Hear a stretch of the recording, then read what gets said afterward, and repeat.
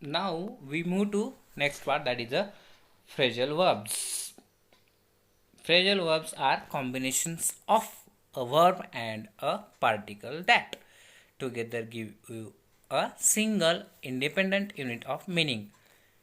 Phrasal verbs are combinations of a verb and a particle that together give you a single independent unit of meaning.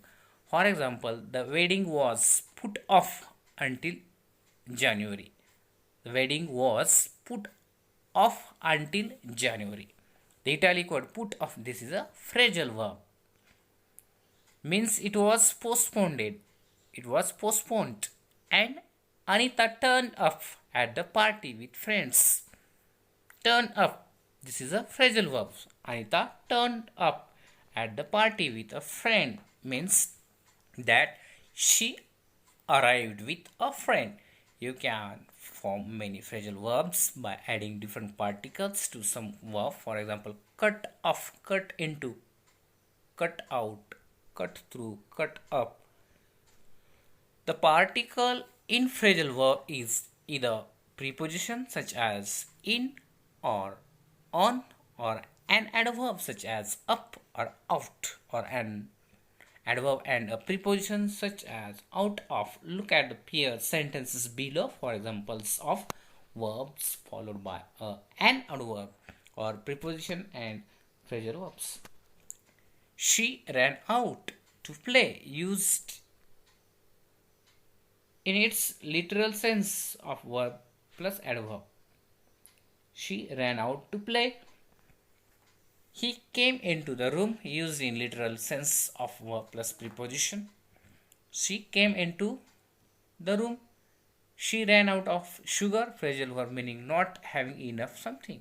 She ran out of sugar.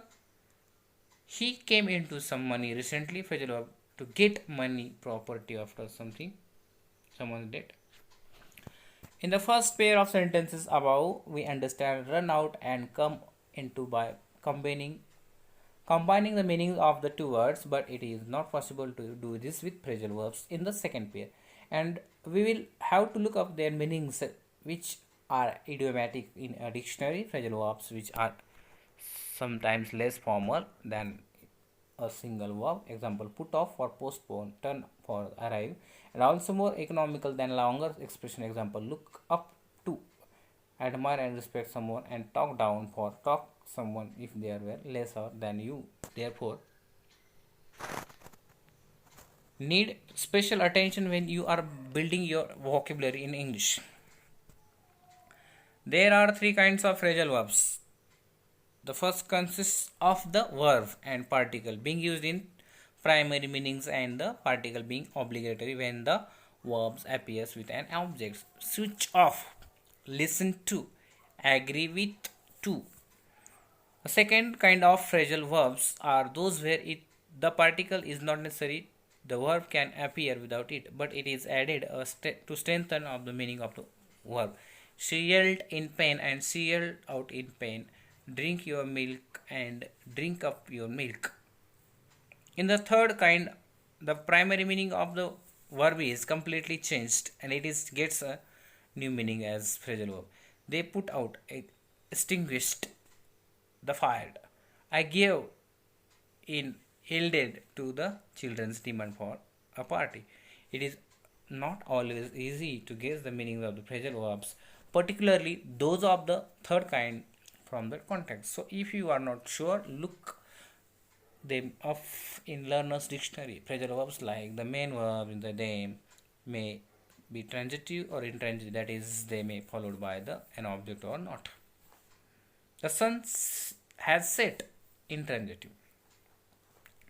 You need injections because an infection has set in.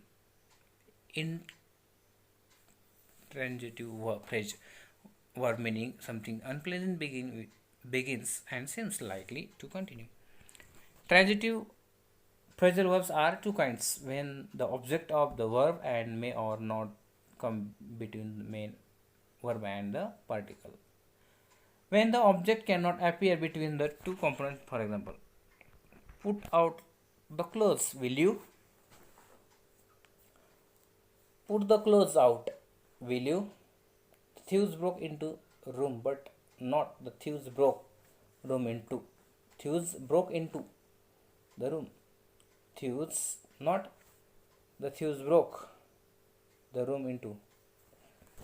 However, when the object of the phrasal verb is pronoun, it always comes between the verb and particle. For example, she called me up. However, when the object of phrasal verb is a pronoun, it always comes between the verb and particle. She, for example, she called me up. She called me up. Not she called up me. She called me up. Remember, though, that they are exceptions, so you should be careful about breaking a phrasal verb.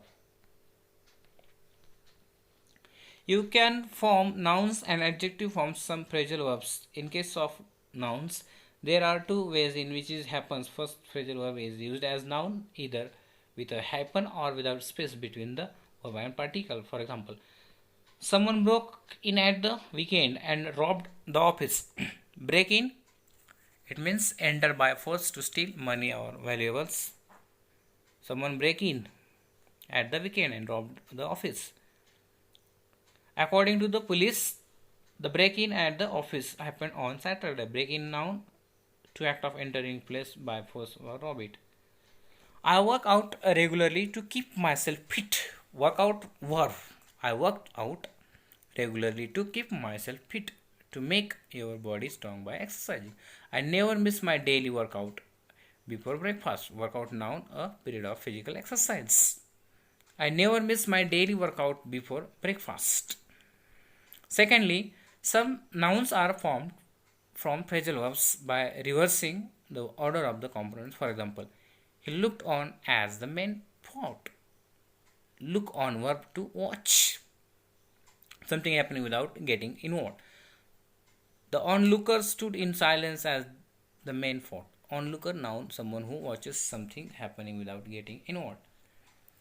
You can also form adjective from phrasal verbs. These are also written either as one word or with the hyphen between the verb and the particle. Admission will go on through the week. Go on, it is a continue. Admission will go on through the week. It means go on verb to continue without stopping. The director asked for a summary of ongoing discussions. Ongoing means continuing. The car broke down just outside the city. Broke down, it is the verb of the machine to stop working. They towed the broken down car the workshop. Broke down means it is the machine that stopped. Look at some few example currently phrasal verbs. Note down their meaning, then they are used in the sentences.